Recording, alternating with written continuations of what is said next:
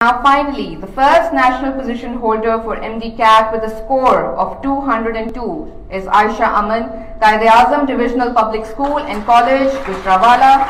She will receive a gold medal, a certificate and a cash prize of rupees 400,000 from PMC. Congratulations Aisha Aman. She is also the provincial topper from Punjab and she is also the national topper.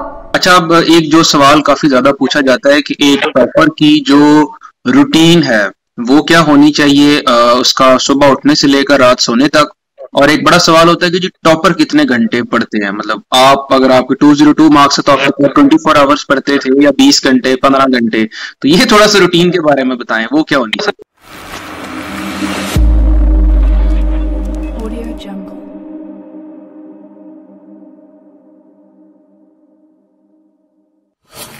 Video start करने से पहले आप सब लोगों के साथ एक important बात शेयर करनी है। बहुत से बच्चे मेरे से ये पूछ रहे हैं कि भाई MD-CAT की तैयारी के लिए हम लोग प्रैक्टिस कौन सी बुक से करें, यानी कि हम लोग MCQs कहां से प्रिपेयर करें। तो आज आप लोगों के लिए मैं एक बड़ी स्पेशल और एक बड़ी जबरदस्त किस्म की बुक जिसका नाम है नेशनल MD-CAT, ये बुक लेकर आया हूं। इसमें आपको हर subject physics, chemistry, biology, English और लॉजिकल रीजनिंग के MCQs भी मिलेंगे विच आर मोर देन 5000 और आपको साथ आंसर्स के साथ साथ एक्सप्लेनेशन भी मिलेगी। ये बुक मैंने लास्ट ईयर भी स्टूडेंट्स को रिकमेंड की थी और बहुत ज्यादा सारे स्टूडेंट्स का इस बुक से प्रैक्टिस करने के बाद एडमिशन हुआ है। तो मैं आप सब लोगों को यही रिक्वेस्ट करूंगा कि इस बुक को आप लोग ऑर्डर करें। ऑर्डर करने के लिए आप लोग वेबसाइट को विजिट कर सकते हैं www.mbbs.com.tk पर, या फिर आप लोग इस व्हाट्सएप नंबर के ऊपर कॉल करें और इस बुक को आप 1500 रुपीज के अंदर ऑर्डर करें और मैक्सिमम प्रैक्टिस करके आप लोग एंड मेडिकल कॉलेज के अंदर अपना एडमिशन सिक्योर करें। रूटीन ये थी कि हमारा इवनिंग का पहले सेक्शन होता था, हमें 4-5 बजे फारिग करते थे अगर, तो फिर मैं घर आने में भी 1 घंटा, बंदा बहुत थक जाता है, आप 1 घंटा सो, रेस्ट करो, रेस्ट बहुत जरूरी है। रेस्ट करने के बाद, खाने पीने के बाद 1 घंटा मैं रेस्ट करती थी, उसके बाद ही मैं काम शुरू करती थी। अगर 7 बजे मैं काम शुरू करती थी तो मैं, वैसे ये होता था कि मैं रोज सबसे पहले मैं रजिस्टर्स पे फोकस करती थी। रजिस्टर्स में सबसे पहले मैं करती थी कि फिजिक्स का रजिस्टर पढ़ लूँ, उसमें फॉर्मूले छोटे छोटे दिए होते थे। मेरी कोशिश होती थी कि रजिस्टर पे इतना ज्यादा टाइम में लगाऊं, जल्दी जल्दी करूँ। 15 मिनट्स में बाद फिर केमिस्ट्री के रजिस्टर करती थी, सबसे पहले फिजिक्स का, फिर केमिस्ट्री का, फिर मैं बायो का जाती थी।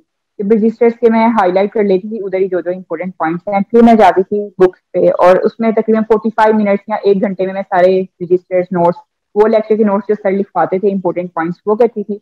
फिर मैं बुक रीडिंग पे जाती थी। बुक रीडिंग में सबसे पहले मैं बायो की बुक रीडिंग करती थी, वो बहुत थॉरली, उस पर टाइम लगता है और उस पर ज्यादा टाइम लगता है।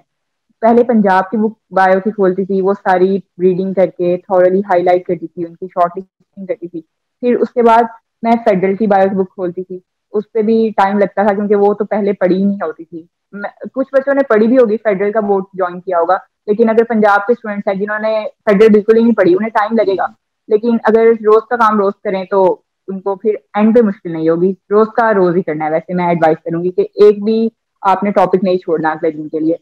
तो उसके बाद मैं फेडरल की बुक पे जाती थी, उसको हाईलाइट करती थी, उसकी एक्सरसाइज के MCQs भी मैं करती थी। वो सॉल्व कीज आप ग्रुप्स में शेयर हो जाती हैं अगर आपको MCQs मुश्किल लगे। तो उसके बाद फिर मैं केमिस्ट्री पे जाती थी। केमिस्ट्री की मैं रीडिंग करती थी क्योंकि केमिस्ट्री के भी आपको रिएक्शंस देखने चाहिए, फिंगर टिप्स होने चाहिए आपको, पीरियोडिक टेबल के एलिमेंट्स, किस तरह की वैल्यूज होती हैं, वो टीचर्स भी आपको बताते हैं कि इस पेज से ये कर लो, वो सारी मार्क करती थी। फिर इसके अलावा रिएक्शंस के फ्लो चार्ट्स होते हैं, शॉर्टकट्स होते हैं, वो टेबल्स बनवाते हैं, वो सारे मेरे ये कोशिश होती थी कि केमिस्ट्री की जो ऑर्गेनिक के जो पॉइंट्स हैं वो मैं बुक पे ही लिख रही थी ताकि मुझे रजिस्टर से ना पढ़ना पड़े। ऑर्गेनिक के मैं बुक पे ही सारे रिएक्शंस के शॉर्टकट्स लिख रही थी। उसके बाद मैं फेडरल पे जाती थी। फेडरल पे अगर कोई चीज लिखी होती थी ना एक्स्ट्रा, तो मैं कोशिश करती थी पंजाब की बुक पे ही लिख लूँ ताकि मुझे एंड वाले दिनों में 2-2 बुक्स ना खोलनी पड़े। मैं फेडरल को भी सेपरेट से ना खोलूँ, कोई एक्स्ट्रा पॉइंट है थोड़ा बहुत तो मैं केमिस्ट्री का फौरन पंजाब की बुक पे लिख लेती। उसके अलावा फिर एंड पे फिजिक्स की जो बुक रीडिंग है वो ऐसा इतना ज्यादा आपको करने की कोई जरूरत नहीं है, बल्कि आपके नोट्स ही मैटर करते हैं, आपके फॉर्मूले, MCQs, वो सारे शॉर्टकट आपको जो सर ने क्लास में लिखवाए होते हैं वो मैटर करते हैं। फिजिक्स की मैं इस तरह से रीडिंग नहीं करती थी, मुझे टाइम बहुत हो जाता था रीडिंग में ही, आपके 1-2 घंटा इससे लगाता है अगर आप थॉरली रीडिंग करें अच्छी वाली और प्रॉपर अपनी प्रिपेयर करें ना शॉर्ट लिस्टिंग। तो फिजिक्स में ये है कि बस अगर कोई सर ने टेबल बता दिया है कि ये वैल्यूज यहाँ पे लिखने जाके आप कर लें तो वो कर लें, वरना नहीं। इस तरह से मैं रीडिंग नहीं करती थी, इसी वजह से मैं इस तरह से करती है। शुरू में मैंने की थी लेकिन मैंने छोड़ दी, टाइम बहुत होता है। और जब भी होता था 2 घंटे या 2-2.5 घंटे 3 घंटे भी अगर किसी के मैक्सिमम लगते हैं सिर्फ 2 सब्जेक्ट्स की रीडिंग पे, फिर मैं जाती थी प्रैक्टिस के एमसीक्यूज पे।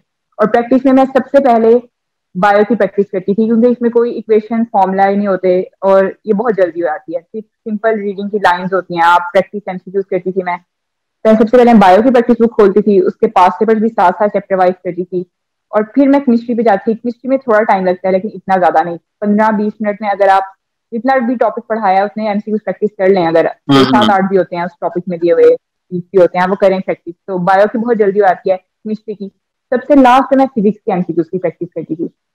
फिजिक्स के एमसीक्यूज में टाइम लगता है तो मैं इसको लास्ट पे रखती थी जब तक फिजिक्स का काम नहीं होता। अगर आपको अक्सर एमसीक्यूज डिफिकल्ट भी होते हैं, उनमें आधा घंटा भी लगता है अगर फिजिक्स के एमसीक्यूज सिंपल प्रैक्टिस करने में, जो उन्होंने की प्रैक्टिस बुक में दिए होते हैं, बैंक दिया होता है, उसमें भी अगर आपका टाइम लगता है 45 मिनट्स भी लग जाते हैं। शुरू में आपको टाइम लगेगा, शुरू में इतना स्ट्रेस नहीं लेना कि मुझे तो बहुत टाइम लग रहा है, ये बंदी कह रही है कि 15 मिनट में हो जाता है, ऐसा तो नहीं होता, ये तो बहुत आगे जाके होता है। शुरू में तो घंटा भी लगेगा, पहले दिन तो बहुत टाइम लगता है क्योंकि पढ़ने का स्टाइल नहीं आता, आहिस्ता आहिस्ता वो आपको शॉर्ट लिस्टिंग करना आती है, इस तरह होता है। फिर एंड पे जब ये सारा काम हो जाता है तो फिर मैं इंग्लिश पे जाती थी, इंग्लिश में लास्ट पे रखती थी। अगर एक दिन इंग्लिश का काम रह भी गया है तो मैं अगले दिन कर लेती थी। इंग्लिश के रूल्स होते हैं, रूल्स और प्रैक्टिस, इतने ज्यादा रूल्स होते हैं, रूल्स करते करते ही बच्चे थक जाते हैं, फिर भूल जाते हैं रूल्स। उसके लिए प्रैक्टिस ही आपकी मैटर करती है, जितनी आप प्रैक्टिस करेंगे आपको उतना ज्यादा फायदा होगा। और इंग्लिश में फिर होता है सिनोनिम्स भी थे। अब सिनोनिम्स में हर साल जो होता है ना वो कैब मिलती है प्रॉपर, हमारे साल कोई वो कैब इशू नहीं हुई और मेरे ख्याल से शायद इस साल भी कोई इशू नहीं हुई वो कैब। तो ये टिप्स ने दी थी हमें, वही सिनोनिम्स दिए थे 200 वर्ड्स थे उसमें। तो ये था कि अब इतना शॉर्ट टाइम था तो मैंने रख लिया था अपना कि मैं एटलीस्ट रोज के मैं 10 वर्ड्स कर लेती थी, खुद ही से कर लेती थी। क्लास में अगर सर नहीं भी करवाते थे तो तकरीबन अगर 20 डेज नहीं हो तो आपके 200 वर्ड्स हो ही जाएंगे इतने भी। और इतनी ज्यादा करने की वो कैब इतनी डिफिकल्ट नहीं आई थी एमकैट में, बहुत इजी से सिनोनिम्स। इंग्लिश का ये होता था कि आपके रूल्स पे आपकी ग्रिप ज्यादा स्ट्रॉन्ग होनी चाहिए, तो वो समझ के करना पड़ा, प्रैक्टिस ज्यादा मैटर करती है। और एंड पे जब बहुत रात हो जाती थी तब लॉजिकल रीजनिंग, हमारा तो ये हुआ था कि लॉजिकल रीजनिंग की बुक आई भी शुरू में आई भी नहीं थी, लेट आई थी, महीने के आधे महीना जब रह गया था, 15-20 दिन रह गए थे एंट्री टेस्ट के, तब लॉजिकल रीजनिंग की बुक इशू हुई थी। और इसी तरह से हमने प्रैक्टिस की थी। लेकिन ये लॉजिकल रीजनिंग ये होता है क्लासेस हो जाती थी, सर हमें बता देते थे, लेकिन एमसीक्यूज की प्रैक्टिस बुक नहीं थी आई। लेकिन लॉजिकल रीजनिंग इतनी इजी थी कि अगर आप 2-3 दिन भी बैठ के बुक करते आप अटेम्प्ट कर सकते थे।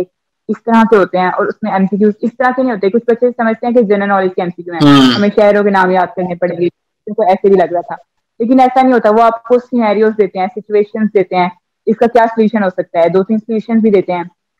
अगर आप होते तो आप क्या करते, और वो आपको प्रॉपर दिखा देते हैं इस तरह, और वो बहुत आसान होते हैं। मतलब कि एटलीस्ट किप्स की बुक अगर आप कर लेना तो किप्स की बुक से भी काफी एमसीक्यूज रिपीट हुए थे, मतलब कि वही वाले लॉजिकल रीजनिंग पे। मैं कह रही हूँ कि लॉजिकल रीजनिंग के लिए आप किप्स की बुक जरूर अटेम्प्ट करें सारे स्टूडेंट, वो बहुत अच्छी है।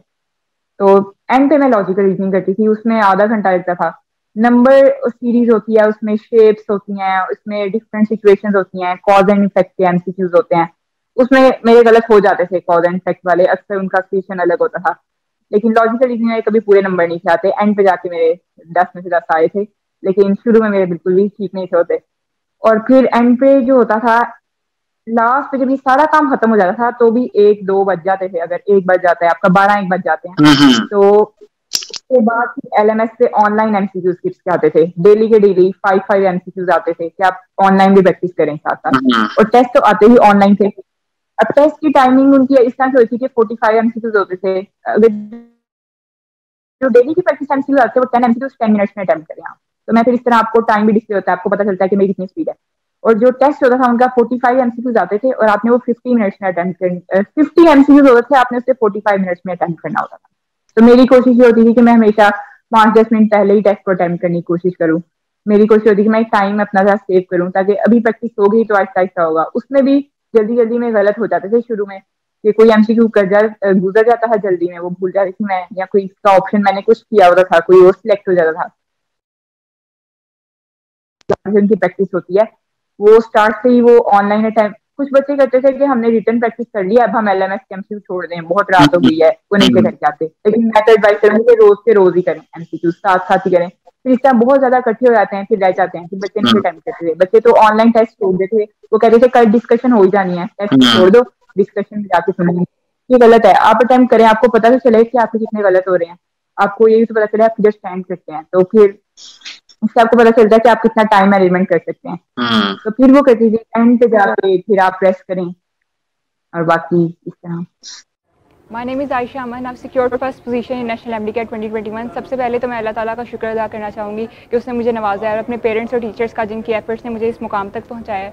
और बहुत अच्छा लगा PMC ने ये इवेंट अरेंज किया, इससे उन स्टूडेंट्स की इंकरेजमेंट होती है जो इतनी ज़्यादा एफर्ट्स करते हैं।